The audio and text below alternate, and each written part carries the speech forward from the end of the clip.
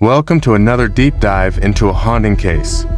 Today, we'll explore the tragic story of Janice Ott, a woman whose life was cut short by one of history's most notorious serial killers, Ted Bundy.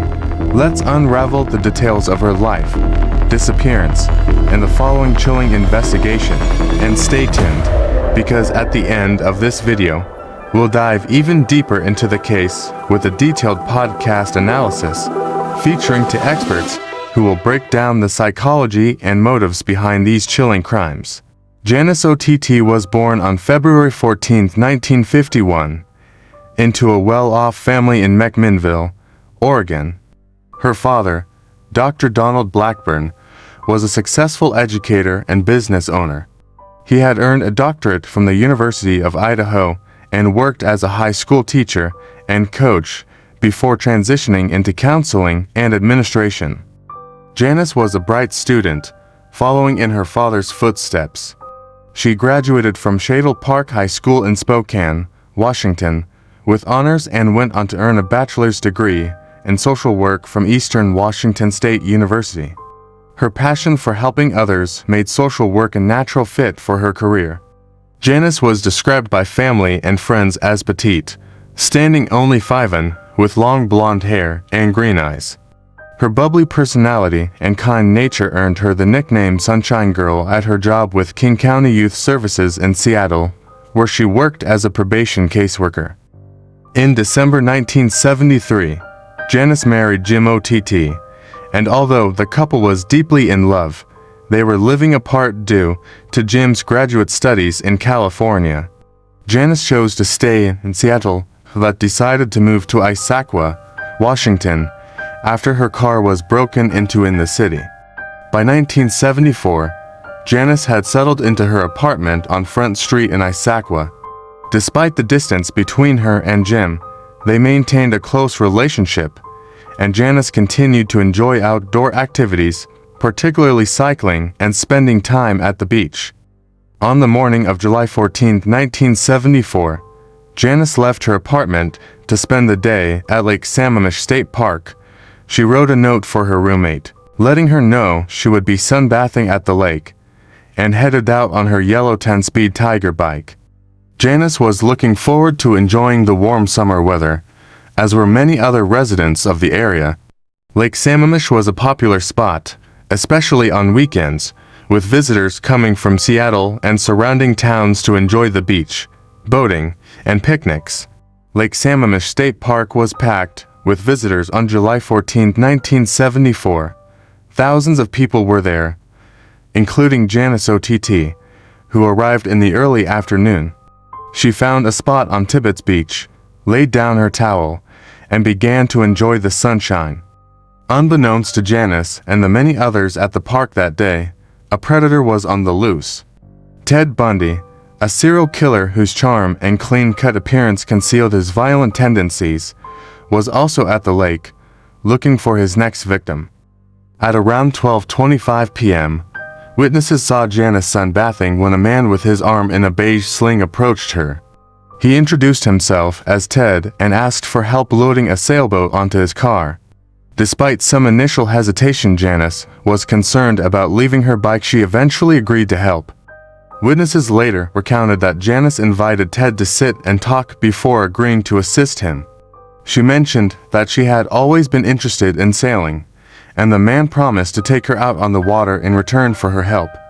It was a seemingly innocent conversation, but it marked the beginning of a tragic series of events. Before leaving, Janice expressed concern about her bike being stolen, but Ted reassured her that there was room for it in the trunk of his car. She agreed, and the two walked off together. Janice introduced herself, and the man responded, "Hi, I'm Ted." Those words would be the last anyone heard from her. After Janice didn't return home, her family became worried. They reported her missing later that evening, and the police launched an investigation into her disappearance. Little did they know at the time, Janice was not the only victim taken that day. Just hours after Janice disappeared, another young woman, Janice Naslund, went missing from the same park. The circumstances were almost identical. A man with his arm in a sling had asked for help, and Denise had agreed to follow him. So far, we've looked at Janice Ott's early life and the day she disappeared from Lake Sammamish. Ted Bundy's manipulative charm led her into a trap, and as the investigation unfolded, witnesses recalled key moments that helped paint a picture of the man responsible. Now, let's delve deeper into the chilling details of the murder and its aftermath. When Janice Ott and Janice Naslund disappeared from Lake Sammamish, it set off one of the largest missing person investigations in the region. Witnesses described a man with his arm in a sling, driving a tan Volkswagen Beetle, and police quickly put together a composite sketch of the suspect, who had introduced himself as Ted. The case drew significant media attention, and police received hundreds of tips. Among the tips were several from people who knew Ted Bundy personally, including his girlfriend at the time, Elizabeth Klopfer, and a former co-worker. However, at this stage, Bundy had no criminal record, and investigators were overwhelmed by the sheer volume of tips. Months passed without any significant breakthroughs. Then, on September 6, 1974, two hunters stumbled across skeletal remains in a wooded area near Issaquah, about 2 miles from Lake Sammamish. The remains were identified as Janice Ott and Janice Naslund, both of whom had been brutally murdered. The discovery of the bodies was a devastating blow to the families of the victims, but it also provided investigators with crucial evidence linking the disappearances to a broader pattern of killings in the region. Ted Bundy was now a prime suspect in the abductions and murders of multiple women. Bundy's charm and clean-cut image made it difficult for many to believe he was capable of such heinous crimes. But as the evidence mounted, it became clear that he was a cunning and dangerous predator who had evaded capture for far too long. Despite the tragic end for Janice and Denise, their disappearances helped bring Bundy's killing spree to light, ultimately leading to his arrest and conviction for numerous murders. Ted Bundy's methods were often as mysterious as they were horrifying. In his final confessions, before his execution in 1989, Bundy revealed chilling details about the murders of Janice Ott and Janice Naslund.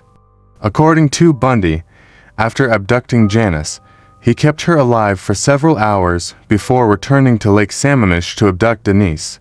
Bundy claimed that one woman was forced to watch the other die, a psychological torment that added to the physical horror of the killings. Whether this claim is entirely true is uncertain, as Bundy was known for manipulating the truth to suit his narcissistic tendencies. However, the timeline of events does suggest that Bundy could have killed the women in quick succession. Janice was abducted around noon, and Denise was taken later in the afternoon. It's possible that Bundy left Janice tied up in a secluded area while he returned to the park to find a second victim. Bundy's ability to control and manipulate his victims was a key aspect of his crimes. He took advantage of people's trust, using his charm to lure women into vulnerable situations. Once they were in his grasp, he became a sadistic predator who derived pleasure not only from the act of murder, but from the psychological torment he inflicted. The discovery of Janice and Denise's remains near Issaquah marked the end of their tragic stories, but also the beginning of the end for Bundy. His arrogance and belief that he could outsmart law enforcement eventually led to his downfall, as more evidence connected him to the string of murders across multiple states. In the end, Ted Bundy was executed for his crimes, but the psychological scars left by his actions remain with the families of his victims and the communities he terrorized. The question of whether Janice and Denise were killed at the same time may never be fully answered, but the horror of their final moments is undeniable. Okay, let's unpack this chilling case that's captivated true crime enthusiasts for decades. You've requested a deep dive into the events at Lake Sammamish State Park on July 14, 1974, a day forever linked to Ted Bundy. And it's a day that, even amidst Bundy's horrific history, offers a unique and terrifying glimpse into his modus operandi. We're using excerpts from Lake Sammamish, Janice Ott, and Janice Naslund to really understand how this seemingly ordinary summer day became the backdrop for Bundy's dark deeds. Absolutely. We're going beyond the headlines to uncover those chilling specifics, the choices Bundy made, the atmosphere he exploded, all those factors that allowed him to vanish into thin air, leaving a trail of tragedy in his wake. So the book paints this vivid picture of a gorgeous summer Sunday at Lake Sammamish, a rare sunny day in Washington state, drawing a massive crowd. Think 40,000 people, all seeking a little respite by the water. It sounds almost idyllic, which makes what happens next all the more unsettling. And that's no coincidence. You see, those massive crowds weren't just a convenient backdrop for Bundy, they were a crucial element of his strategy. Large crowds create a sense of anonymity, a diffusion of responsibility. People are less likely to question what they see to intervene because, hey, someone else probably already did, right? It's a chillingly effective tactic for a predator looking to blend in. It's like disappearing into a sea of faces, and Bundy, with his clean-cut image and disarming charm, knew how to exploit that to his advantage. Precisely. And this is where his whole injured arm and sailboat ruse comes into play. Bundy, using the name Ted, would approach young women asking for help unloading his sailboat, even sporting a fake cast or sling to appear less threatening. It's a horrifyingly clever manipulation of social expectations. Exactly. He was playing on that ingrained societal expectation, particularly aimed at young women, that you help someone in need, especially someone seemingly harmless. Refusing to help might even induce guilt, a feeling Bundy used to his advantage. And tragically, that's how he encountered Janice Ott, his first victim that day. The book details this encounter through the eyes of an eyewitness, Kelly Snyder, who had a front-row seat to this encounter with evil. What's striking is how Snyder describes Bundy clean-cut, wearing white shorts, that arm in a sling. Everything about his appearance screamed harmless.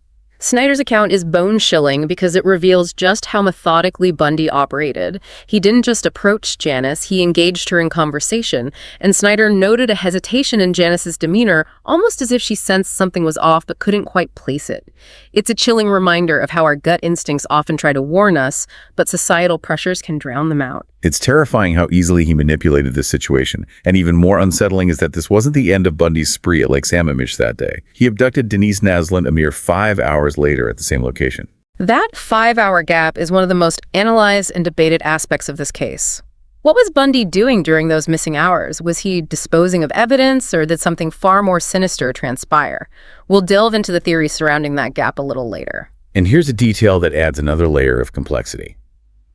The police were already at the park that day. You'd think that would deter a criminal, but with Bundy, it might have had the opposite effect. It's a chilling paradox. The book clarifies that the police presence was due to an unrelated incident involving bikers. This created a deceptive atmosphere of safety, a false sense of security that Bundy, a master manipulator, may have exploited. Imagine being a potential victim in that scenario. You see officers, so you let your guard down, assuming any danger would be quickly addressed. It's horrifying to think that Bundy might have used their presence to instill a false sense of security in his victims. It's like a real-life nightmare, where the very people meant to protect you become unwitting pawns in a predator's game. This detail, though seemingly insignificant on the surface, reveals Bundy's chilling awareness of his surroundings and his ability to adapt and exploit any situation. It's mind-boggling how Bundy used the appearance of normalcy to disarm potential victims, turning a sense of safety into a weapon against them. And it makes you wonder, was he actively seeking out vulnerable individuals, or was it more about creating vulnerability through manipulation? That's a crucial question. While we can't know Bundy's exact thought process, the book highlights an insightful observation from Kelly Snyder. He noticed Bundy didn't just approach Janice Ott that day. He'd actually attempted to lure several other women earlier, even getting a firm no from a woman named Janice Graham. Yeah, and what's fascinating is that these rejections didn't deter him. If anything, they seemed to make him more determined. Almost like he was treating it as a twisted learning experience, refining his approach with each interaction. Precisely.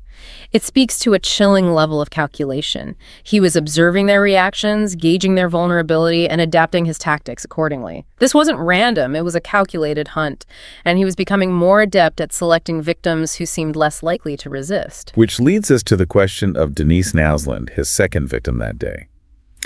If he was refining his approach, as you suggest, what was it about Janice that placed her in his crosshairs? That's a question that continues to puzzle investigators.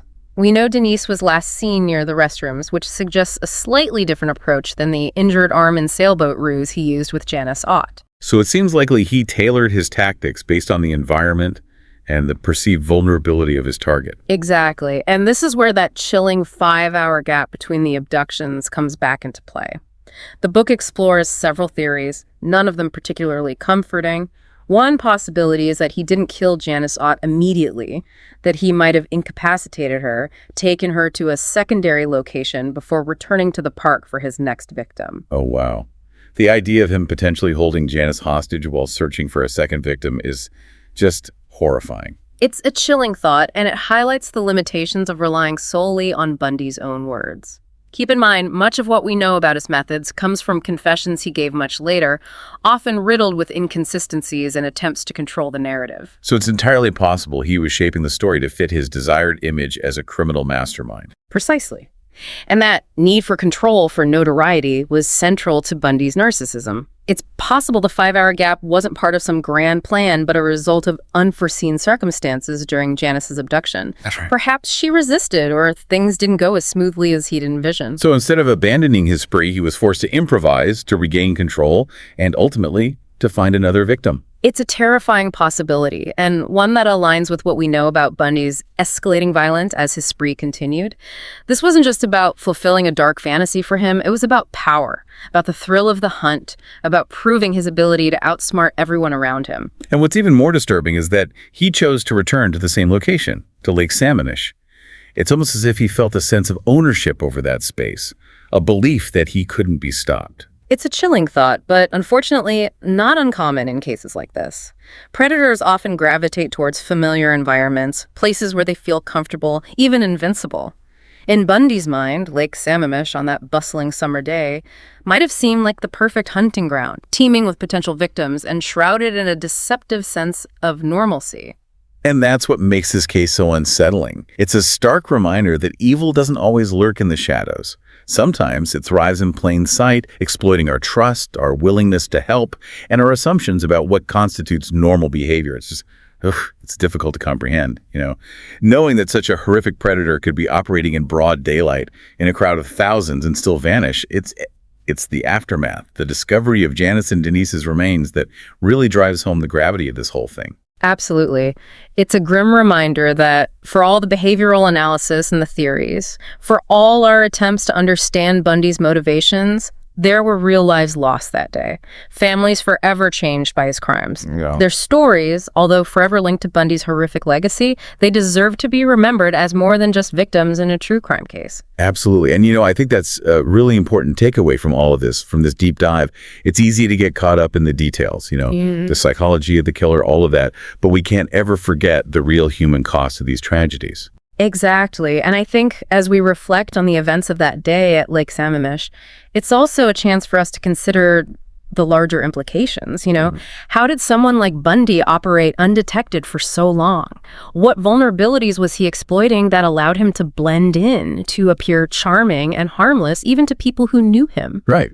It's a question that goes beyond just this case. It forces us to really confront the very nature of evil and our own capacity to recognize it. It's a chilling thought. And it ties directly into what you've left us with, this idea that Bundy was able to operate undetected for so long. It challenges our perceptions of normalcy, of evil. It's like you're asking us to examine our own assumptions about the people around us, even the ones who seem harmless. And that's a truly unsettling thought, but also perhaps a necessary one. It is, because recognizing evil, even when it's hidden behind a seemingly normal facade, that is often the first step towards preventing future tragedies. And that, I believe, is a conversation worth continuing long after this deep dive has ended. I completely agree. Thank you so much for joining us on this chilling journey into the heart of a true crime mystery. And to our listeners, thank you for listening. Remember, the stories of the victims, those chilling details of Bundy's actions, and those enduring questions surrounding this case are all things that deserve our attention. So keep asking those tough questions, keep seeking to understand, and keep remembering the victims, both those we know and those whose stories remain untold. Until next time, stay curious. In the end, Janice Ott's murder was part of Bundy's terrifying spree, leaving behind a legacy of grief and unanswered questions. The investigation highlighted Bundy's deceptive methods, while his later confessions offered disturbing insights into his mind. This case serves as a grim reminder of the importance of vigilance and awareness, even in seemingly safe environments. Janice Ott's life and memory remind us of the victims who were taken too soon by senseless violence.